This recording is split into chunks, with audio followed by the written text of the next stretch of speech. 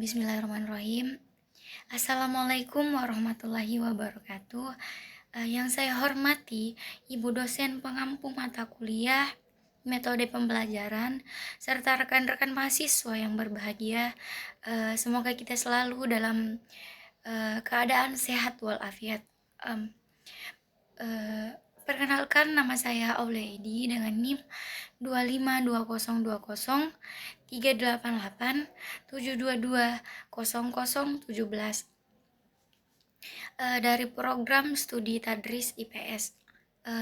Pada video presentasi kali ini, saya akan mengupas tuntas salah satu metode pembelajaran inovatif yang sangat relevan dengan kurikulum modern saat ini, yaitu metode problem-based learning atau pembelajaran berbasis masalah.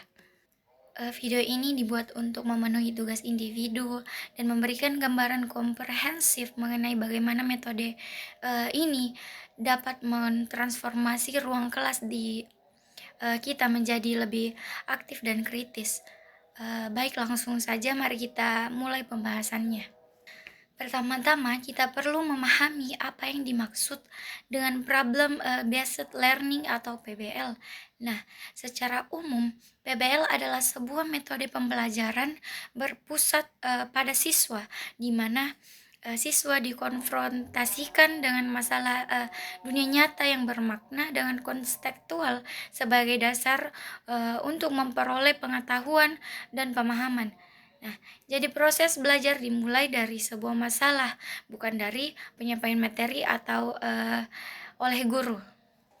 Secara teoretis, metode ini tidak lahir begitu saja.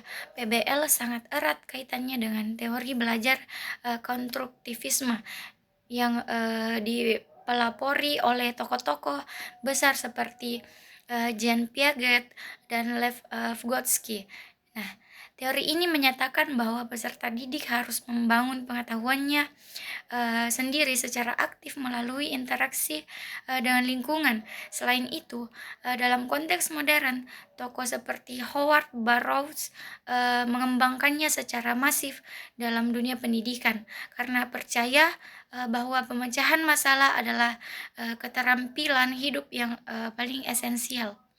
Lalu apa yang membedakan PBL dengan metode lainnya? Nah, karakteristik utamanya ada 3. Yang pertama itu pembelajaran diawali oleh masalah, dan yang kedua, masalah yang diangkat harus bersifat autentik atau terjadi di kehidupan nyata.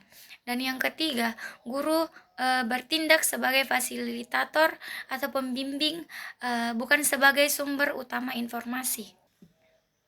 Nah, sekarang mari kita bedah bagaimana langkah-langkah atau sintaks penerapan PBL di dalam kelas.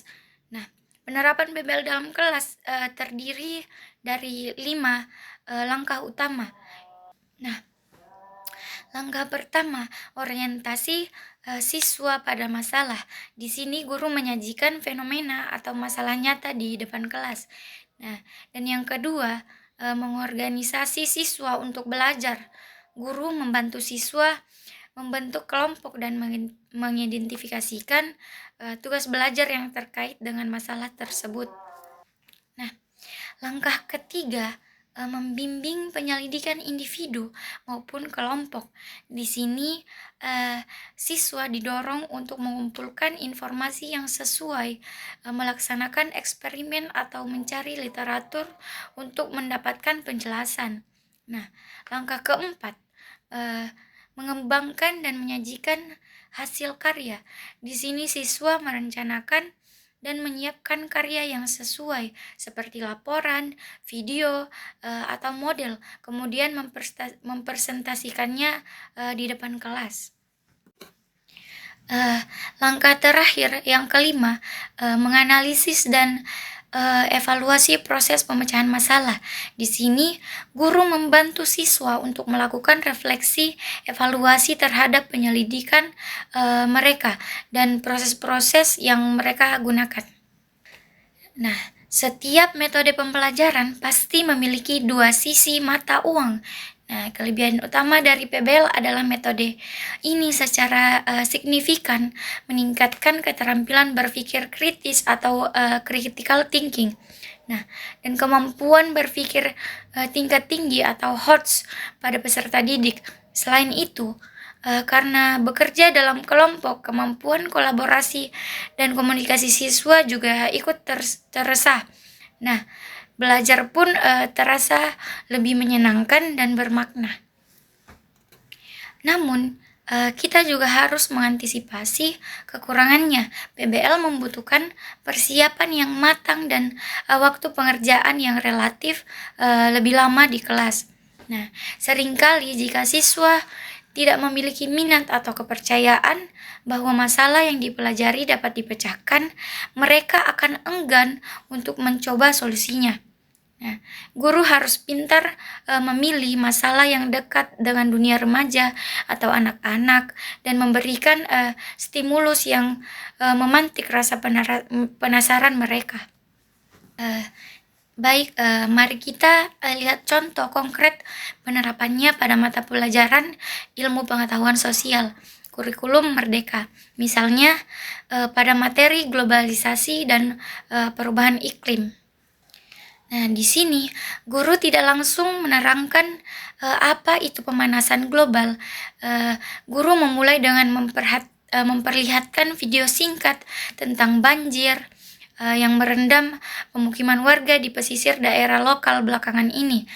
Siswa kemudian dibagi menjadi beberapa kelompok untuk menyelidiki mengapa banjir rob ini bisa semakin parah.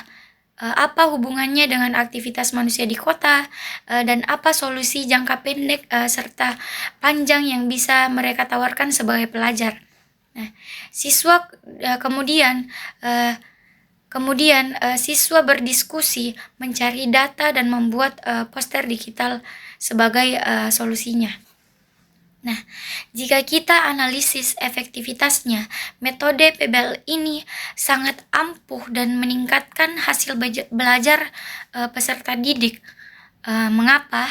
Karena berdasarkan berbagai riset pendidikan, retensi atau daya ingat siswa terhadap suatu konsep akan jauh lebih kuat ketika mereka menemukan sendiri jawabannya melalui proses pemecahan masalah dibandingkan hanya mendengarkan ceramah satu arah.